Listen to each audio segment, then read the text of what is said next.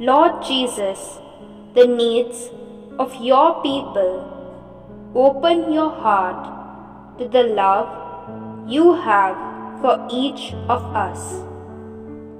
You care for us when we are lost. Embrace us in our loneliness. Comfort us in our mourning.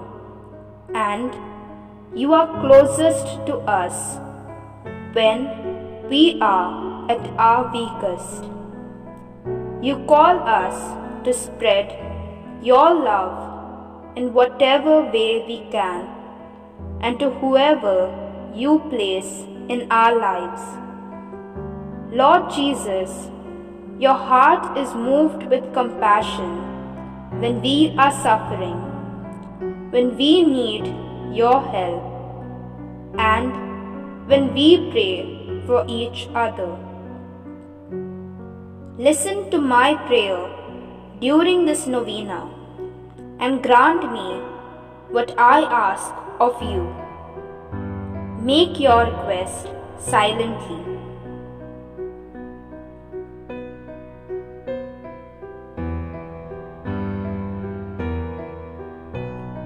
However, if what I ask is not for my salvation and my own good or the good of others, then may your Father's will be done in His time and ways.